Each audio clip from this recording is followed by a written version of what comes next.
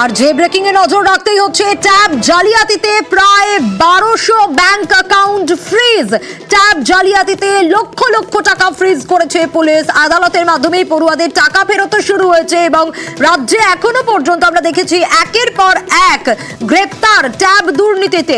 মোট গ্রেপ্তার কত এখনো পর্যন্ত সে বিষয়ে কি আপডেট পাওয়া যাচ্ছে আরো ডিটেইলস জানবো অমিতের কাছ থেকে। অমিত, ট্যাব জালিয়াতিতে প্রায় 1200 ব্যাংক অ্যাকাউন্ট ফ্রিজ, কত লক্ষ টাকা পুলিশ ফ্রিজ করতে পারলো, কতজন গ্রেপ্তার এবং তদন্তে কি উঠে আসছে?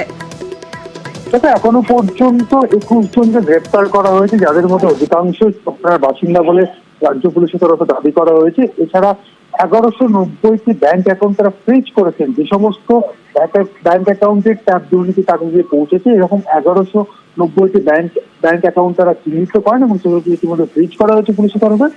এখনো পর্যন্ত 50 লক্ষ টাকা, যেটা বলা হচ্ছে রাজ্য পুলিশের তরফে, যে 1190টি ব্যাংকে প্রায় 50 লক্ষ টাকা সেখানে যায় এবং ইতিমধ্যেই সেই টাকা আদালতের মাধ্যমে পড়ুয়াদের কাছে ফিরিয়ে দেওয়ার প্রক্রিয়া শুরু হয়েছে। অর্থাৎ আদালতের কাছে তারা রাজ্য সরকারের কাছে আবেদন করা হয়েছে যে 50 লক্ষ টাকা যেটা বিভিন্ন প্রতারকদের মাধ্যমে বিভিন্ন বেনিফিশিয়ারি বা যাদের অ্যাকাউন্টগুলো ব্যবহার করা হয়েছিল ভাড়া করে অ্যাকাউন্টে টাকাগুলো পাঠানোর ক্ষেত্রে, সেই সমস্ত টাকা ইতিমধ্যে পড়ুয়াদের মধ্যে ফেরত দেওয়ার প্রক্রিয়া শুরু করা হয়েছে রাজ্য সরকারের তরফে এবং ইতিমধ্যে 21 জনকে গ্রেপ্তার করা হয়েছে গত 1.5 সপ্তাহের বেশি তদন্ত করে। বেশ অমিত, মুখ্যমন্ত্রী মমতা বন্দ্যোপাধ্যায় তিনি এই ট্যাব জালিয়াতি, একের টাকা অন্য অ্যাকাউন্টে চলে যাওয়া, এই প্রসঙ্গে জামতারার কথা বলেছেন, জামতারা গ্যাংয়ের কথা বলেছেন। তিনি কি বলেছেন দেখব। 2 কোটি ছেলে মেয়েদের আমরা ট্যাব দিয়েছি, তার মধ্যে 1600 কোটি টাকার ট্যাব আমরা দিয়েছি, তার মধ্যে 1900 সামথিং ওই জামতারা গ্রুপ আছে, আপনারা জানেন তাই তো?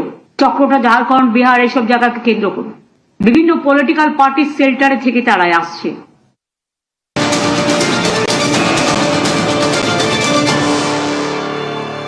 আর এই ট্যাব জালিয়াতিতে বারবার আমরা দেখেছি বিহার যোগ, এবারও তাই। জালিয়াতিতে শিলিগুড়িতে ধৃত বিহারের বাসিন্দা, বর্ধমান পুলিশের জালে কিষানগঞ্জের বাসিন্দা। আরো ডিটেইলে বিষয়ে পার্থ জানাতে পারবে। পার্থ, কি আপডেট পাওয়া যাচ্ছে?